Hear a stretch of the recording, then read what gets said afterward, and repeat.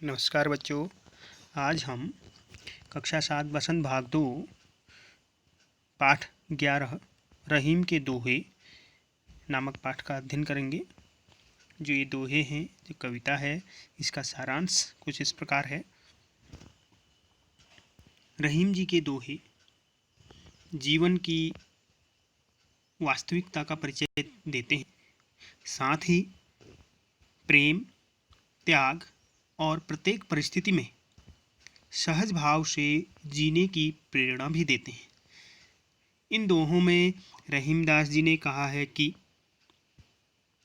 धन रहने पर तो सब लोग मित्र बन जाते हैं, लेकिन विपत्ति के समय साथ देने वाला ही सच्चा मित्र होता है।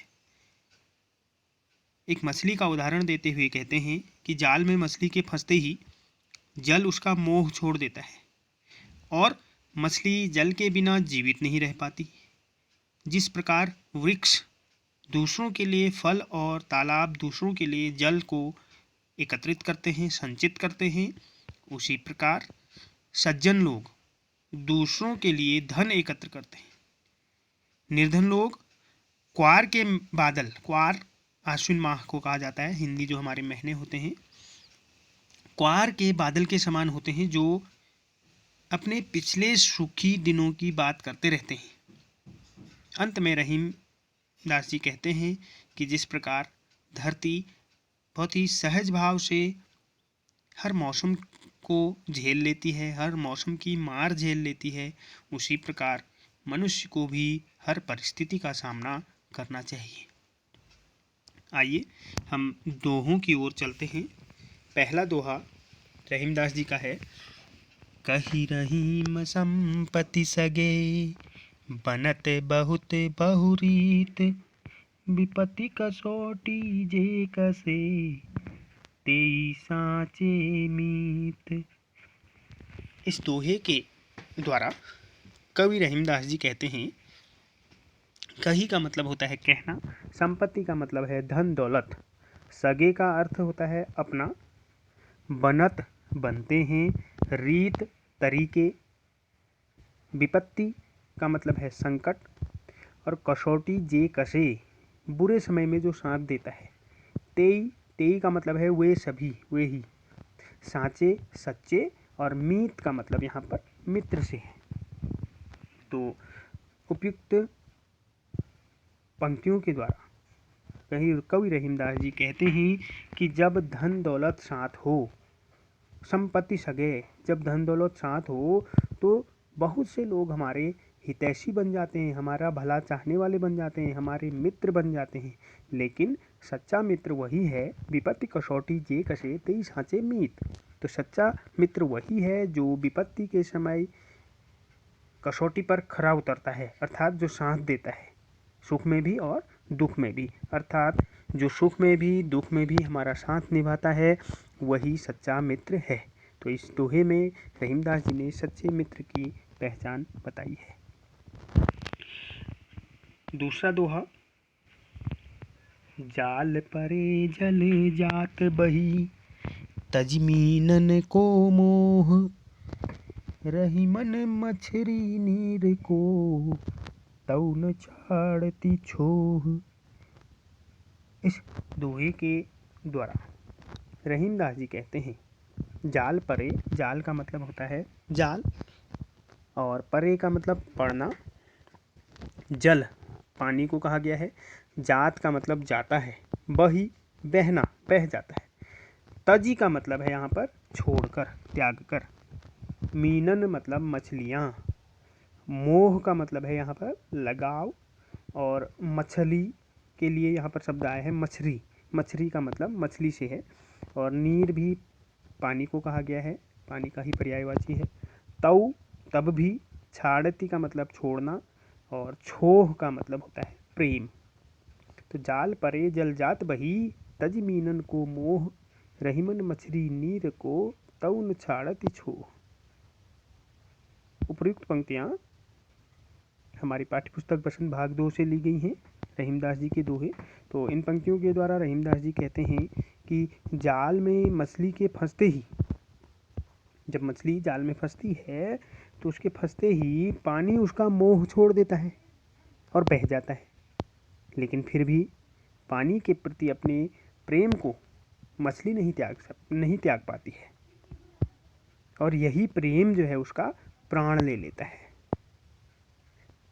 जाल में जब मछली फंसती है तो पानी उसका मोह छोड़ देता है, लेकिन फिर भी पानी के प्रति अपने प्रेम को मछली नहीं छोड़ती, और यही जो प्रेम है वह उसके प्राण ले लेता है। इसी क्रम में अगला हमारा दोहा है।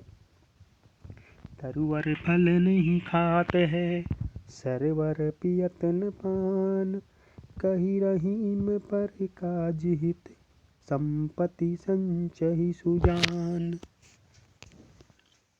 इस दोहे के द्वारा रहीमदास जी कहते हैं, इसमें कुछ जो शब्द आए हैं, तरुवर का मतलब वृक्ष होता है, नहीं का मतलब नहीं, खात का मतलब खाना, और सरोवर लिखा है, सरोवर का मतलब होता है तालाब, पियत का मतलब पीते हैं, पान यहाँ पर पानी के लिए कहा गया है, पर काज का मतलब है दूसरों के काम के लिए, पर मतलब दूसरा, काज का मतलब कार्य, हित भलाई, संपत्ति धन दौलत, संचयी का मतलब एकत्रित करना, और सुजान का मतलब होता है ज्ञानी लोग, जो सज्जन लोग होते हैं।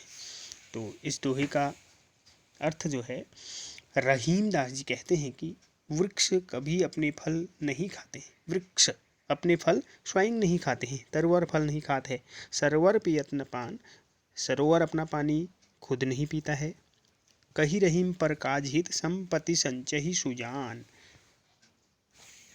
तो इस पंक्ति का तात्पर्य है कि सज्जन और जो ज्ञानी लोग होते हैं, विद्वान लोग होते हैं, वो लोग जो अपने धन का संग्रह करते हैं, वह अपने लिए नहीं करते हैं बल्कि दूसरों की भलाई के लिए करते हैं। तो वृक्ष अपने फल स्वयं नहीं खाते, और न ही तालाब अपना पानी स्वयं पीता है,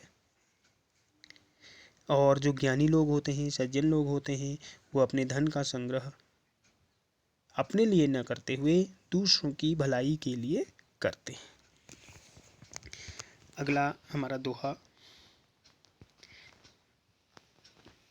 थोथे बादल क्वार के, ज्यों रहीम गहरात, धनी पुरुष निर्धन भये, करे पाछिली बात। इस दोहे के द्वारा रहीमदास जी कहते हैं कि थोते यहाँ पर खोखले के लिए किया गया है। थोथे का मतलब होता है खोखले, बेकार। बादल, क्वार हिंदी महीने होते हैं, उनमें आश्विन माह को क्वार कहा जाता है।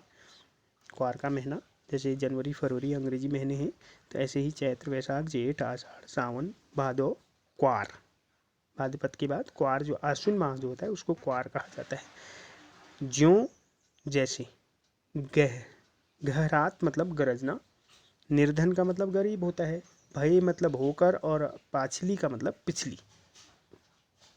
तो रहीमदास जी कहते हैं कि जो आश्विन माह में, क्वार के महीने में आकाश में जो छाने वाले बादलों की गरज जो होती है वह खोखली होती है, थोथे खोखली होती है, क्योंकि कोई बरसात नहीं करते हैं, बस गरजते हैं। उसी प्रकार निर्धन लोगों द्वारा बीते हुए सुख के दिनों की बातें, जो निर्धन लोग होते हैं, बीते हुए, उनके द्वारा जो बीते हुए उनके सुख के दिन हैं, उन बातों को करना भी बेकार होता है, क्योंकि आज के समय में उनकी कोई उपयोगिता ही नहीं होती। तो रहीमदास जी का कहना है कि जो क्वार के बादल होते हैं, जिस प्रकार वह गरजते हैं, बरसते नहीं हैं, उसी प्रकार जो निर्धन लोगों द्वारा बीते हुए जो उनके सुख के क्षण हैं, जो सुख के पल हैं, उनकी बातें करना बेकार है, क्योंकि आज के समय में उनकी कोई भी उपयोगिता नहीं है। इसी क्रम में हम अगला दोहे की ओर चलते हैं। धरती की सी शीत रीत है, शीत घाम औ मेह, जैसे परे सो सही रहे, त्यों रहीम यह देह, रहीमा क्यों रहीम यह देह। इन पंक्तियों के द्वारा रहीमदास जी ने हमारी जो धरती माता है उसकी सहनशीलता के बारे में बताया है। रहीमदास जी कहते हैं, धरती की सी रीत है। रीत का मतलब नियम होता है। रीत मतलब नियम, तरीका या कोई ढंग। शीत ठंड, घाम धूप, औ यहाँ औ लिखा है। औ का मतलब यहाँ पर और है। मेघ का मतलब होता है बादल, बारिश। सही, दूसरी पंक्ति में है सही। सही का मतलब होता है सहना। त्यों, वैसे ही। देह का मतलब है शरीर। तो इन पंक्तियों के द्वारा रहीमदास जी कहते हैं, धरती का नियम है, रीत है। धरती की रीत है कि वह सर्दी, गर्मी, बरसात, हर प्रकार के मौसम को समान भाव से झेल लेती है, सहन कर लेती है। तो ऐसे ही हमारे शरीर में भी वैसी ही क्षमता होनी चाहिए कि हम जीवन में हर कठिनाई को, हर परिवर्तन को, हर सुख दुख को सहज रूप से स्वीकार कर सकें। तो रहीमदास जी की इस दोहे के द्वारा हमें बताना चाहते हैं कि हमारे शरीर में भी ऐसी क्षमता होनी चाहिए कि हम जीवन में आने वाले हर परिवर्तन को, जीवन में आने वाले हर परिवर्तन को हम सरलता से स्वीकार कर लें और उसका सामना कर सकें। तो रहीमदास जी के जो ये दोहे हैं, ये दोहे हमें जीवन की वास्तविकता का परिचय तो देते ही हैं, साथ ही साथ प्रेम, त्याग और प्रत्येक परिस्थिति में सरलता से जीने की भी प्रेरणा हमें यह देते हैं। तो